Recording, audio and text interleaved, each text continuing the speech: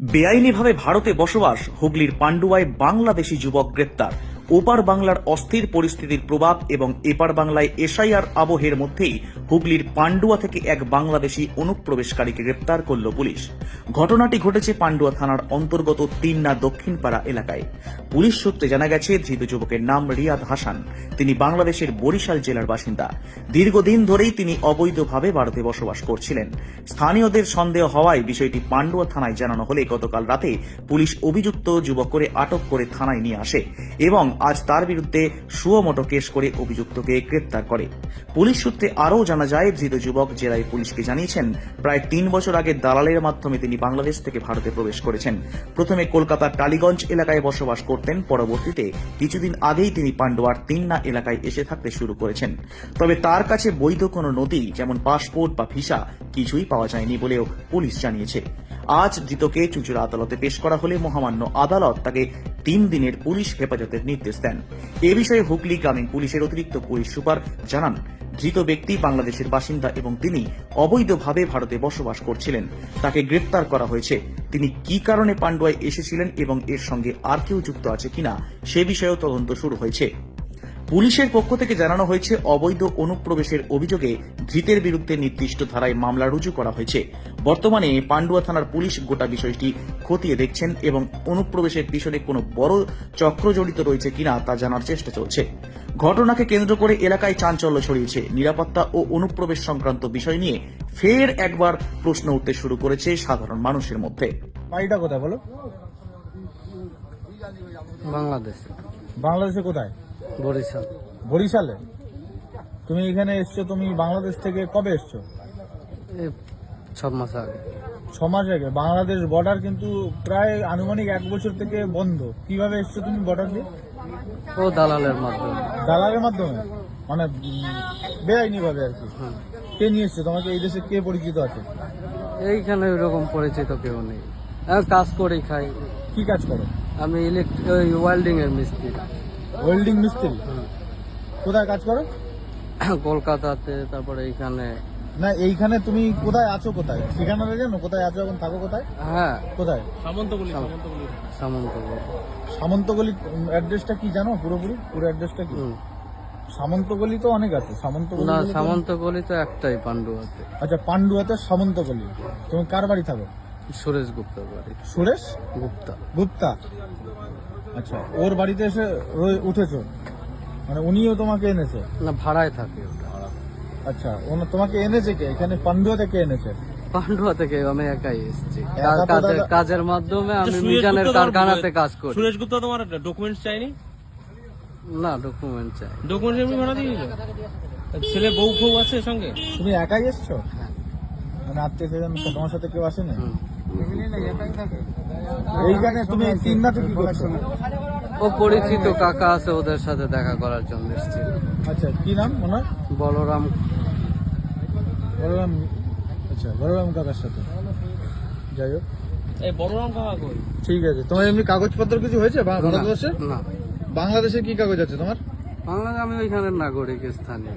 না না, দেশের বলছো, বাংলাদেশের কি কাগজ আছে তোমার? ওইখানে সব কাগজই আছে। মানে এই দেশে কিছু আনোনি? জেরক্স বা না, এরা তো ইলিগাল ওয়েতে আসলে কেউ এটা আনে। কোনো কাগজই আনোনি? বাংলাদেশের কোনো কাগজ এই দেশে আনোনি তুমি? কিচ্ছু? না। হ্যাঁ? ফোন করবো? তিন্না ব্রিজ সংলগ্ন, যে ডিবিসির ব্রিজ সংলগ্ন এলাকায় একটি অজ্ঞাত পরিচয় ব্যক্তি ঘোরাঘুরি করাতে আমাদেরই কয়েকজন গ্রামবাসী তাকে জিজ্ঞাসাবাদ করাতে আমরা জানতে পেরেছি যে এই ছেলেটি ধরা পড়েছে হচ্ছে এটা একজন বাংলাদেশি এক যুবক। ও ভারতবর্ষে অবৈধভাবে প্রবেশ করেছে, সে স্বীকার করেছে। আমাদের কাছে তার ভিডিও আছে। আর এইখানে কোনো এক স্টিল ফ্যাক্টরিতে কাজ করে, পান্ডুয়া যে ব্রিজ সংলগ্ন এলাকায় কোনো এক স্টিল ফ্যাক্টরিতে কাজ করে এবং তার আরো কয়েকজন সঙ্গী সাথীও আছে, সেটাও সে স্বীকারোক্তি দিয়েছে।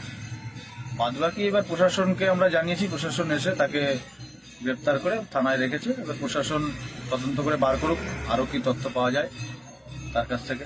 তিন্নার কোনো এক ব্যক্তি এই ব্রিজ পার সংলগ্ন এলাকায়, ওইখানেই কোনো এক ব্যক্তির বাড়িতে আর কি সে এসছিল, সেইভাবেই বলেছে। ওদের আত্মীয় বা ভাড়া থাকে কেন কিছু এরকম? পরিচিত, তার পরিচিত কোন এক হিন্দু লোকের বাড়িতেই আর কি এসেছিল, কিন্তু এর নাম বলেছে যে স্বীকারোক্তি দিয়েছে এর নাম কোন একটা মুসলিম নাম আর কি। সেই হিসেবেই আমাদের সন্দেহ হয়েছে, আমরা তার জন্য প্রশাসনকে ডেকে প্রশাসনের হাতে ওনাকে হস্তান্তর করেছি। বর্তমানে উনি একাই ছিলেন এবং ওনার কিছু সঙ্গী সাথী মানে ওনার পরিচিত আরো কয়েকজন বাংলাদেশি ওনার মতনই তারাও পান্ডুয়াতে আছে। ওনাকে জিজ্ঞাসাবাদ করলে আশা করি, পুলিশ যদি জিজ্ঞাসাবাদ করে আশা করি স্বীকারোক্তি দেবে। আমাদের কাছে বলেছে যে ওর সাথে আর কয়েকজন আছে আর কি। সন্ধ্যা 6টা 6:30 নাগাদ আমরা জানতে পারি যে তিন্না ব্রিজ আছে, যেখানে তিন্না ব্রিজের সামনে ওখানে একজন অজ্ঞাত পরিচয় ব্যক্তি তিনি ঘুরে বেড়াচ্ছিলেন। তার গতিবিধি সন্দেহজনক লাগার জন্য ওখানকার যারা গ্রামবাসী আছেন তারা তাকে জিজ্ঞাসাবাদ শুরু করেন, কোথায় এসেছেন বা কি বৃত্তান্ত। তো এই জিজ্ঞাসাবাদের পরিপ্রেক্ষিতে উনি জানান যে ওনার নাম রিয়াদ হাসান। এটা সত্যি কি মিথ্যা বলতে পারবো না, তিনি বলেছেন তার নাম রিয়াদ হাসান এবং তিনি আদতে বাংলাদেশের বাসিন্দা, বরিশালের বাসিন্দা। তিনি এখানে কাজ করতেন, এখানে একটা স্টিল ফ্যাক্টরিতে কাজ করতেন এবং তিন্না একজন জনৈক ভদ্রলোকের বাড়িতে উনি উঠেছেন। তো এটা আমরা জানতে পেরেছি এবং আমাদের সন্দেহ হওয়াতে, ওনার গতিবিধি বা কথাবার্তার মধ্যে আমাদের সন্দেহ হওয়াতে আমরা তৎক্ষণাৎ পান্ডুয়া ওসিকে ফোন করি। ফোন করার পরে ওনাকে পুলিশের হাতে আমরা হস্তান্তর করেছি। এবার আমরা এটা একটা ডায়েরি করছি এবং তার পরিপ্রেক্ষিতে প্রশাসনিক তারা যে ব্যবস্থা করবেন জিজ্ঞাসাবাদের মাধ্যমে, এটা প্রশাসন সেই ব্যবস্থা গ্রহণ করবে। অ্যাকচুয়ালি আমরা যতটুকু জানতে পেরেছি সেটা হচ্ছে উনি বছর 2 আগেই পশ্চিমবঙ্গে প্রবেশ করেছে এবং তিনি কোনো বৈধ নথিপত্র ছাড়াই পশ্চিমবঙ্গে প্রবেশ করেছে এবং পান্ডুয়াতে তিনি বেশ কয়েকবার যাতায়াত করেছেন। সম্ভবত কয়েক মাস, তিনি হয়তো মাস 6 তিনি পান্ডুয়াতে আছেন। এই ধরনের ঘটনা আমরা জানতে পেরেছি। সত্যতা অবশ্যই প্রশাসনকে আমরা জানিয়েছি, তারা যাচাই করে দেখবেন যে সত্যতা কি আছে। দাদা, সময় দেখা যায় যারা বাংলাদেশি এখানে আসে তারা আধার কার্ড ভোটার কার্ড করে ফেলে, এই ব্যক্তিকে আধার কার্ড ভোটার কার্ড কি রয়েছে?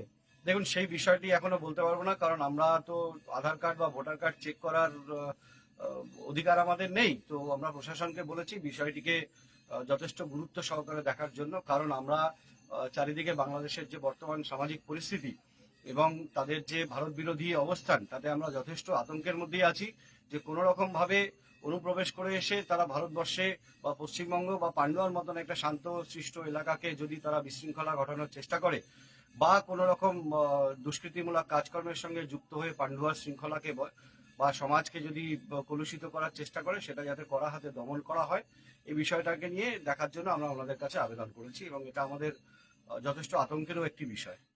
Suman Chakraborty report, Hooghly Times.